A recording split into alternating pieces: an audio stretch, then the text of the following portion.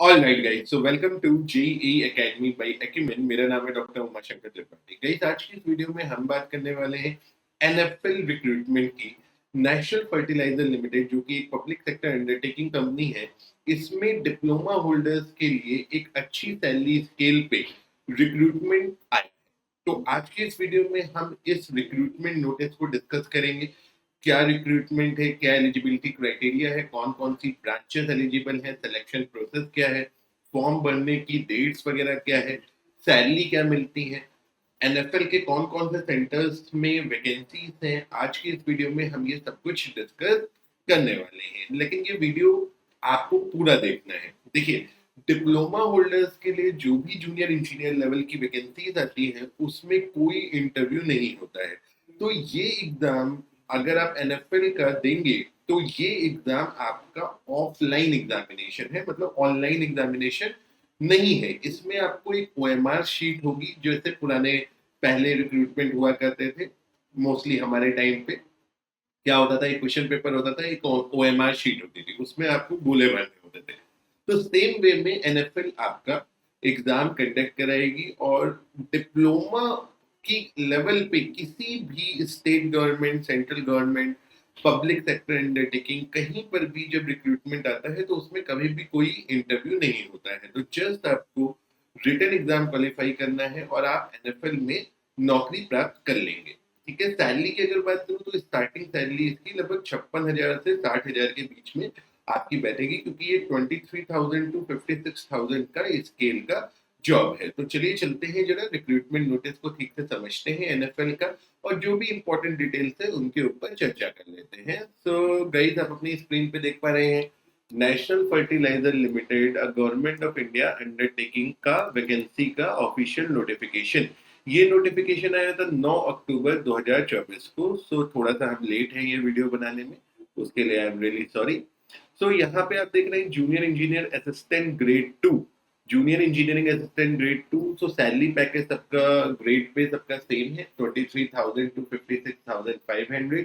यहाँ पे आप टोटल वैकेंसी देख सकते हैं। तो ये वैकेंसी यूनिट वाइज दी हुई है। तो नंगल यूनिट है, ये नंगल आपका पंजाब डिस्ट्रिक्ट में, पंजाब स्टेट में आता है, सॉरी। और यहाँ पे आपको total vacancies instrumentation, junior engineering assistant grade 2 instrumentation में टोटल वैकेंसीज 12 दिख रही हैं। मैकेनिकल ड्राफ्टमैन में 1 है, mechanical NDT non destructive testing में 1 है, केमिकल लैब में 2 है। फिर बाकी स्टोर असिस्टेंट, लोको अटेंडेंट, नर्स, फार्मासिस्ट, बहुत सारी अलग अलग लेवल की वैकेंसीज है। तो हमें क्या फोकस करना है, हम जूनियर इंजीनियर पे फोकस कर लें। जूनियर इंजीनियरिंग प्रोडक्शन, तो ये केमिकल, यहाँ पे केमिकल स्टूडेंट जो होते हैं वो एलिजिबल होते हैं। यहाँ पे आपको मेजर वैकेंसी दिख रही है भटिंडा की यूनिट में। 33 वैकेंसीज आपको प्रोडक्शन यानी केमिकल डिप्लोमा होल्डर्स के लिए है। इंस्ट्रूमेंटेशन के लिए 7 है, इलेक्ट्रिकल के लिए 4 है, मैकेनिकल ड्राफ्टमैन की 1 वैकेंसी, एनडीटी की 1 वैकेंसी है भटिंडा यूनिट में। फिर अगर हम और कौन सी यूनिट में है, सो यहाँ पे ये अटेंडेंट ग्रेड 1, ये आईटीआई के लिए वैकेंसी होती है, डिप्लोमा होल्डर के लिए नहीं होती है। फिर अगर हम आए यहाँ पे पानीपत की यूनिट में, तो पानीपत की यूनिट में आपके केमिकल के लिए 20, जो प्रोडक्शन है ये केमिकल के लिए है। इंस्ट्रूमेंटेशन के लिए 14, आपका इलेक्ट्रिकल के लिए 3 वैकेंसी है, मैकेनिकल ड्राफ्टमैन के लिए वैकेंसी आपकी 1, और एनडीटी में 1। फिर आपका जूनियर इंजीनियरिंग केमिकल लैब, ये आपका 4 वैकेंसीज है। फिर अगला कौन सा यूनिट में वैकेंसी है, सो विजयपुर यूनिट में आप देख रहे हैं केमिकल के लिए 55 वैकेंसीज हैं, मैकेनिकल के लिए यहाँ पे 6 वैकेंसी दिख रही है, इलेक्ट्रिकल के लिए 7, ड्राफ्टमैन मैकेनिकल के लिए 1, एनडीटी में 1, और केमिकल लैब में 4। तो केमिकल के लिए काफी अच्छी वैकेंसीज यहाँ पे देखने को मिल रही है। फिर मार्केटिंग डिवीजन में कोई आपका मतलब नहीं, कॉर्पोरेट ऑफिस में डिप्लोमा होल्डर का कोई मतलब यहाँ पे नहीं है। सो गाइस, अगर हम वैकेंसीज की बात करें तो सबसे ज्यादा वैकेंसी हमको मैकेनिकल की, उसके बाद इलेक्ट्रिकल, और सबसे कम वैकेंसीज हमारे मैकेनिकल डिप्लोमा होल्डर स्टूडेंट्स के लिए है। कुछ जगह पे 1 है, एक जगह पे आपकी 6 है। तो बेसिकली अलग अलग यूनिट्स में अलग अलग वैकेंसी की टेबल दी गई है। चलिए अब बाकी डिटेल देखते हैं नोटिफिकेशन में।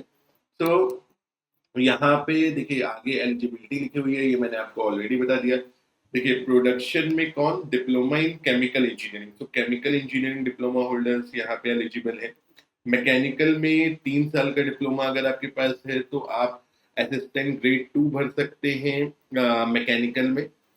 सिमिलरली ड्राफ्ट्समैन के लिए भी आपको 3 साल का मैकेनिकल में डिप्लोमा चाहिए और मिनिमम आपको 50% मार्क किसी भी स्ट्रीम में लेकर के आने हैं। से एनडीटी में मैकेनिकल का है और आपका केमिकल लैब में बीएससी डिग्री केमिस्ट्री में आपको चाहिए।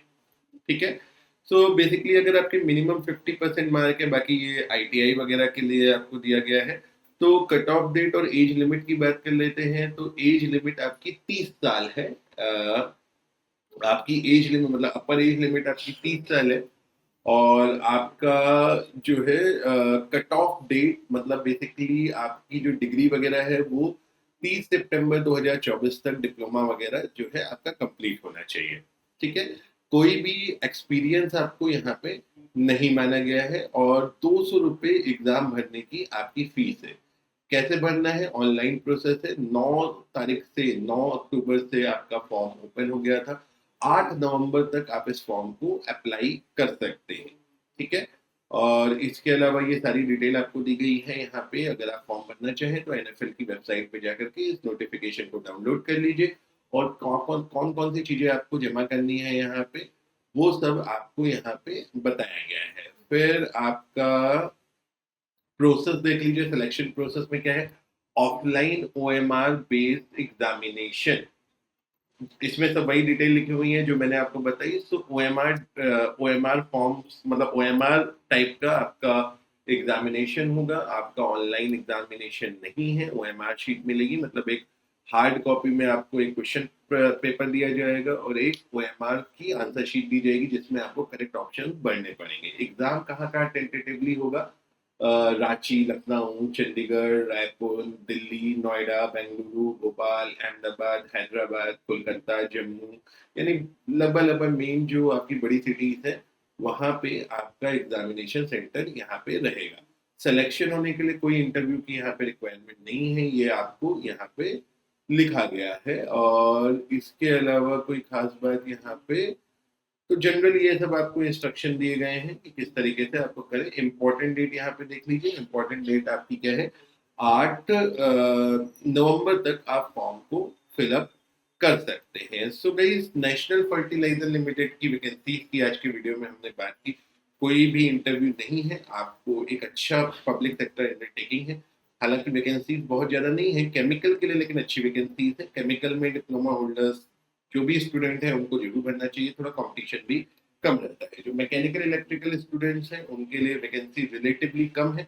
लेकिन देखिए फॉर्म आप केवल इसकी वैकेंसी को अगर आप देखें तो बहुत सारे लोग आरआरबी जेई भी भरे हैं, तो कई लोग आरआरबी जेई में भी सेलेक्ट होते हैं, कई एसएससी जेई में भी सेलेक्ट होते हैं। तो मैं आपको हमेशा एक बात ये कहता हूँ कि वैकेंसी देखिए कम होने पे आपके चांसेस ऑफ सिलेक्शन तो डेफिनेटली कम होते हैं, लेकिन जब तक आप एक सर्टेन लेवल की तैयारी नहीं कर लोगे तब तक जहाँ पे बहुत सारी वैकेंसी भी आएंगी वहां पर भी आप सेलेक्ट नहीं होने वाले हो। ये बात लिख करके अपने सामने की वॉल पे आप चिपका लीजिए।